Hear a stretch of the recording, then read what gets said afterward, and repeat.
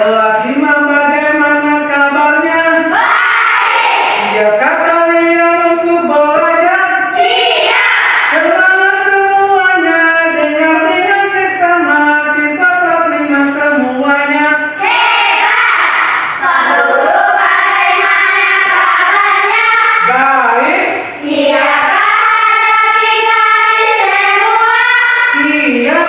Kami siap belajar dengan seksama. Kami fokus pahamkan kami. Iya, luar biasa.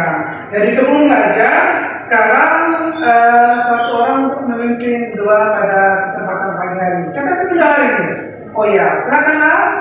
Teman-teman, sebelum belajar, mari kita membaca surat Al-Fatihah dan kita dengan nama Allah.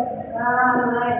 A'udzu billahi minasy syaithanir rajim. Bismillahirrahmanirrahim. Alhamdulillahi rabbil alamin. Ar-Rahmanir-Rahim. Maliki yaumiddin. Iyyaka na'budu wa iyyaka nasta'in. Ihdinas siratal mustaqim. Siratal ladzina an'amta 'alaihim ghairil maghdubi 'alaihim waladdallin.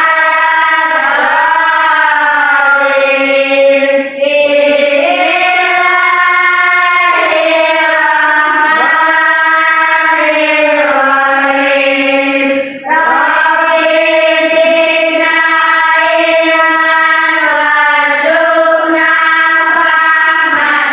Ya Allah, tambahlah ilmu kami dan berilah kami pemahaman yang baik. Amin. Mudah-mudahan Allah Subhanahu wa Ta'ala, Tuhan yang Maha Esa, mengabulkan doa yang baru saja kita sama-sama bacakan. Coba kalian lihat kiri, kanan, depan, dan belakang ada yang tidak sekolah?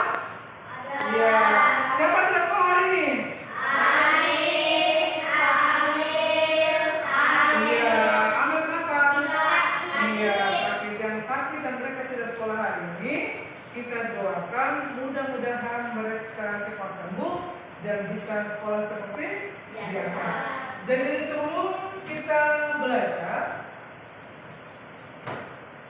sekarang kita menyanyi lagu wajib nasional, yaitu lagu Hari Merdeka 17 Agustus.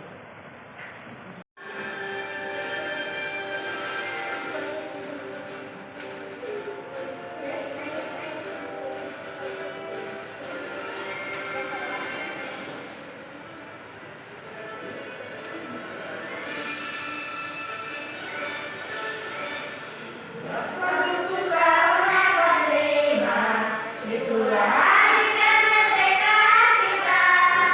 Hari merdeka nusa dan bangsa. Hari-harinya bangsa Indonesia. Merdeka, sekali merdeka tetap merdeka. Selama hayat masih dikandung badan. Kita tetap setia, mempertahankan Indonesia. Kita tetap setia, membela negara kita. Dalam proses belajar mengajar nanti, sekarang kita sama-sama tepuk semangat. Masih ingat tepuk semangat? Masih. Iya. Tepuk semangat.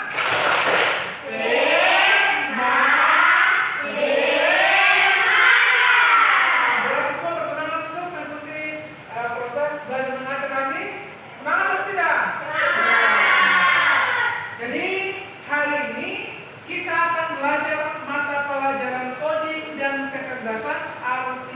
Ya, mata pelajaran apa itu? Coding dan kecerdasan artifisial. Materinya tentang berpikir komputasional. Jadi sebelum saya jelaskan apa itu berpikir komputasional, sekarang saya tanya, apakah kalian pernah punya masalah baik itu di rumah maupun di sekolah? Saya pernah ada masalah, dan kemudian masalah tersebut tidak bisa diselesaikan, atau misalnya ada yang diselesaikan. Ada atau tidak? Ada? Coba Dina, Dina masalahnya apa? Hah? Dia kehilangan duit. Tadi Dina punya masalahnya adalah dia kehilangan duit atau kehilangan uang. Ada yang lain? Putri pernah punya masalah apa? Ada Putri? Ya? Oh, kehilangan. Jadi jawaban yang disampaikan oleh Putri dan Dina tadi itu hampir sama. Kalau Dina tadi kehilangan uang, sedangkan Putri adalah kehilangan pena. Maka kita harus mencari tahu kenapa sama mereka punya pena atau uang tersebut dia hilang. Maka hari ini kita akan belajar tentang berpikir komputasional. Pelajaran hari ini yang pertama menjelaskan pengertian berpikir komputasional. Kemudian yang kedua menyebutkan contoh kegiatan sehari-hari yang membutuhkan berpikir komputasional, dan yang ketiga adalah menyusun langkah-langkah sederhana secara logis dan sistematis untuk menyelesaikan masalah. Jadi ada 3 tujuan pembelajaran. Sekarang, apa itu berpikir komputasional? Berpikir komputasional adalah cara berpikir logis dan sistematis untuk memecahkan masalah seperti cara kerja komputer. Jadi kita dituntut untuk berpikir logis, berpikir sesuai dengan akal, kemudian sistematis itu dia secara terstruktur atau dia berurutan, kemudian kita dapat memecahkan masalah seperti cara kerjanya komputer. Ya, berpikir komputasional itu bukan berarti kita menjadi robot. Tapi cara berpikir ini membantu kita memecahkan masalah besar menjadi bagian-bagian kecil agar lebih mudah untuk diselesaikan. Artinya kita ini bukan robot, tapi kita berpikir komputasional ini membantu kita untuk memecahkan masalah besar menjadi masalah kecil. Kemudian berpikir komputasional melatih otak manusia atau otak kita agar tetap dapat berpikir secara logis dan sistematis sehingga mampu menyelesaikan masalah-masalah lainnya yang berhubungan dengan kehidupan sehari-hari. Ya. Ada 4 elemen atau 4 cara berpikir komputasional. Yang pertama adalah dekomposisi. Apa itu? Dekomposisi. Dekomposisi adalah proses memecahkan masalah besar menjadi bagian-bagian yang mudah. Saya ulangi, hapus.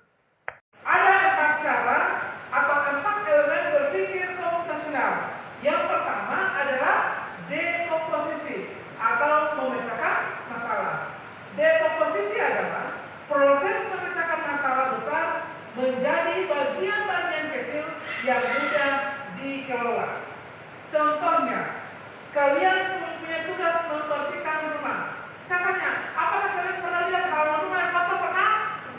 Nah, kemudian kalian pernah mempunyai kamar yang berantakan? Pernah? Pernah. Kalian pernah membersihkan kamar yang berantakan? Pernah atau tidak? Ada yang pernah membersihkan rumah? Iya, itu juga merupakan salah satu cara berpikir komputasional, yaitu dekomposisi atau memecahkan masalah. Jadi contoh yang ada di situ adalah kalian punya tugas membersihkan rumah. Bagaimana cara menyelesaikan tugas tersebut? Kalian pernah disuruh untuk membersihkan rumah atau belum?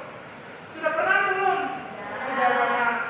Saya rasa sekarang sudah lazim otomatis orang tua pernah menyuruh kalian untuk membersihkan misalnya halaman rumah atau misalnya membersihkan kamar yang berantakan. Jadi agar kalian dapat membaginya menjadi beberapa bagian, maka kalian dapat menyapu lantai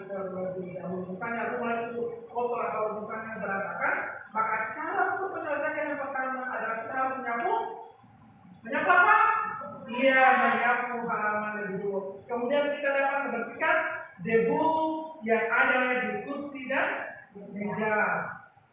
Yang terakhir kalian dapat menempelkan kaca. Jadi kita harus bersihkan dia secara bertahap. Satu demi satu. Tidak mungkin kita selesaikan satu kali, tapi dia harus bertahap.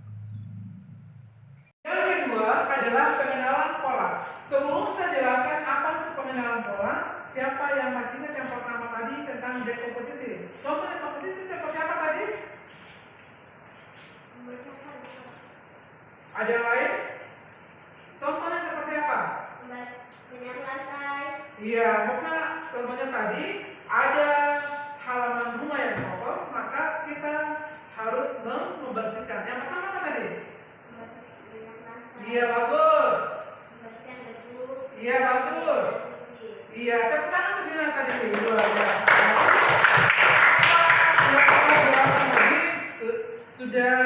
Dina sudah paham dan dia ingat apa yang kita sampaikan. Maka sekarang kita masuk pada yang kedua, yaitu pengenalan pola. Mengenali pola membantu kalian untuk menemukan persamaan dan perbedaan pola dan keteraturan data. Dengan mengenali pola, kalian lebih mudah mengatur data sehingga dapat membantu memecahkan masalah. Contohnya, seperti tadi, pada saat kita sudah tahu cara menyapu di satu sudut misalnya, maka kalian bisa mengaplikasikan atau bisa menyapu lagi ke sudut yang lain. Misalnya di dalam ruangan ini kemudian dia kotor, ada guru yang suruh, oh Dina atau misalnya Alton bersihkan ruangan ini, maka Al sudah menyapu, maka dia menyapu yang pertama di sudut yang sebelah kanan, kemudian dia lagi namanya mengenali pola, berarti dia melaksanakan tugas yang sama, yaitu dia menyapu di sudut yang berbeda. Sekarang kita masuk ke yang ketiga, yaitu abstraksi atau menyederhanakan masalah. Menyederhanakan masalah adalah proses menyaring informasi yang penting dan mengabaikan hal-hal yang tidak relevan atau hal-hal yang tidak sesuai. Misalnya, pada saat kalian membuat jadwal belajar, kita harus fokus pada mata pelajaran dan waktunya, bukan pada warna buku atau jenis penanya. Jadi misalnya kalian diberi tugas untuk membuat jadwal belajar misalnya, maka kalian harus fokus pada dia punya mata pelajaran dan waktunya. Tidak perlu lihat, oh bukunya harus warna merah kan, buku harus warna biru kan, dia punya saku harus ada gambar warna bola, tidak perlu. Atau misalnya harus lihat, oh harus pena yang mahal atau pena yang murah atau pena merek tertentu. Tapi kita fokus pada dia punya mata pelajaran dan dia punya waktunya.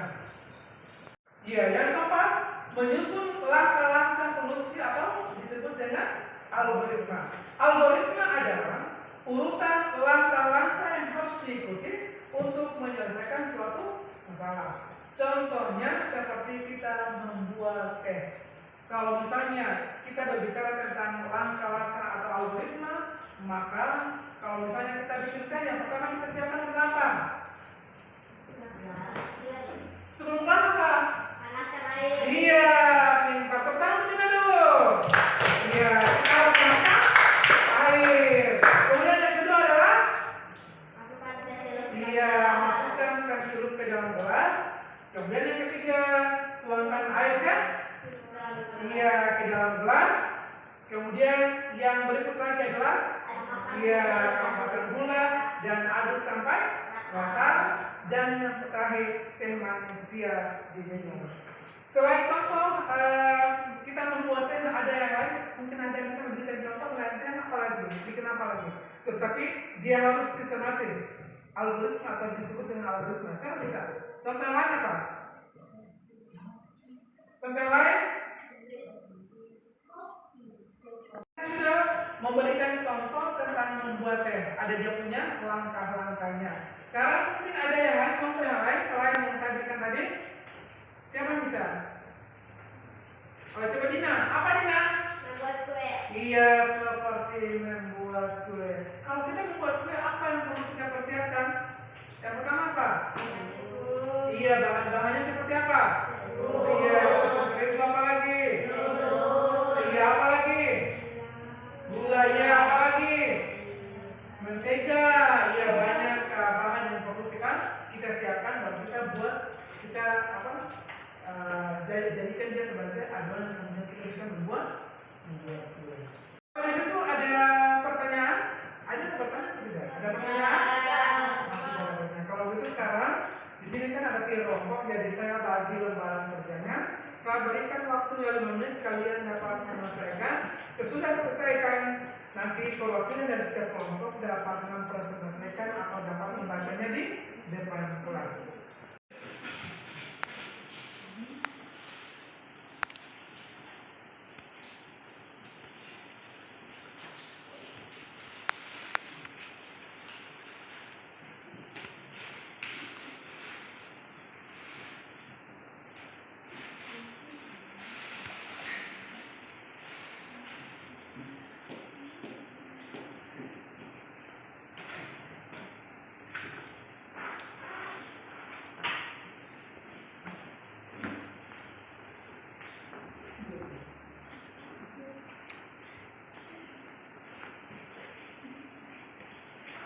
Ya, waktunya sisa 1 menit. Pak.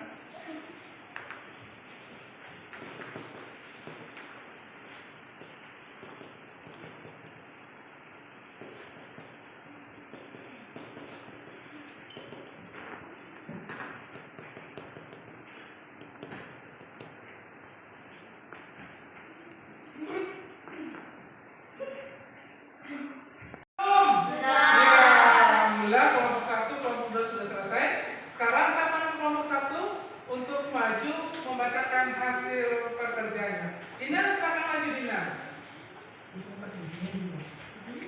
Ayo, sudah kamu Dina sudah tak? Iya bagus.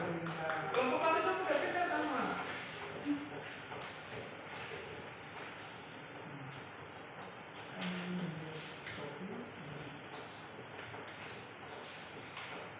Assalamualaikum warahmatullahi wabarakatuh.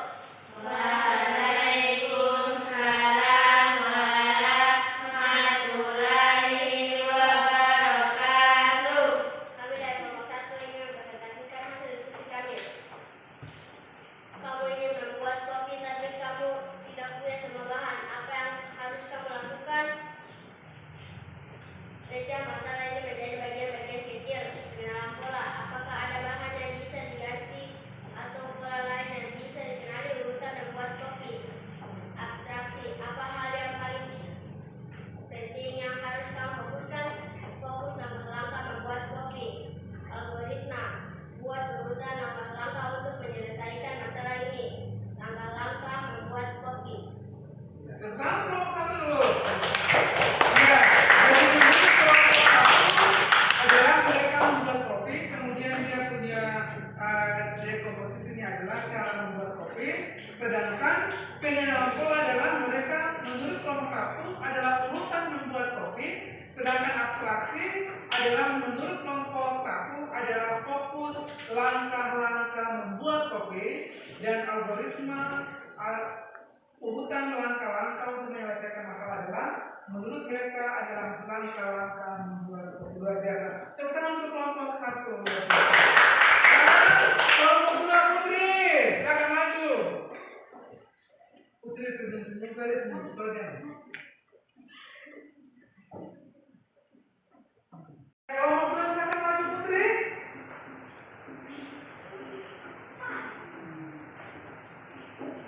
Assalamualaikum warahmatullahi wabarakatuh. Waalaikumsalam warahmatullahi wabarakatuh. Kami dari kelompok 2 ingin membacakan diskusi kami. Masalah 1. Kamu ingin membuat kue, tapi kamu tidak punya semua bahan. Apa yang harus kamu lakukan? Kue donat. Dekomposisi. Pecah masalah ini menjadi bagian-bagian kecil. Membuat kue donat. Mengenal pola. Apakah ada bahan yang bisa diganti atau pola lain yang bisa dikenali? Urutan membuat kue donat. Abstraksi. Apa hal yang paling penting yang harus kamu fokuskan? Fokus dengan langkah-langkah membuat donat. Algoritma. Buat urutan langkah-langkah untuk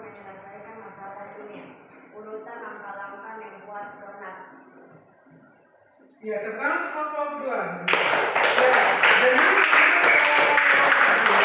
dekomposisinya adalah membuat kue donat, sedangkan penilaian polanya adalah urutan membuat kue donat. Kemudian abstraksinya adalah menurut kelompok 2, fokus dengan langkah-langkah membuat donat, dan algoritmanya adalah urutan langkah-langkah yang benar untuk membuat kue donat. Ya, tentang kelompok 2. Kelompok 3 apa? Hafiz ya? Oh, pakai nomor ini. Assalamualaikum warahmatullahi wabarakatuh. Waalaikumsalam warahmatullahi wabarakatuh. Kami dari kelompok 3 akan membaca diskusi kami. Masalah 1. Kamu ingin membuat taksi, kamu tidak punya semua bahan. Apa yang harus kamu lakukan? Dekomposisi. Pecah masalah ini menjadi bagian kecil. Membuat nasi goreng. Untuk membuat nasi goreng, fokus langkah-langkah membuat nasi goreng. Langkah-langkah membuat nasi goreng. Iya, luar biasa. Tentang kelompok 3. Jadi jawaban dari kelompok 3, dekomposisinya adalah pecahkan masalah menjadi bagian-bagian. Menurut kelompok 3, mereka membuat nasi goreng. Kemudian yang kedua, penanganan pola adalah urutan membuat nasi goreng. Sedangkan abstraksinya adalah fokus pada langkah-langkah atau cara membuat nasi goreng. Sedangkannya algoritma atau langkah-langkahnya menurut kelompok 3, mereka menurut kelompok 3 adalah langkah-langkah secara sistematis untuk membuat nasi goreng. Tepuk tangan untuk kelompok 3.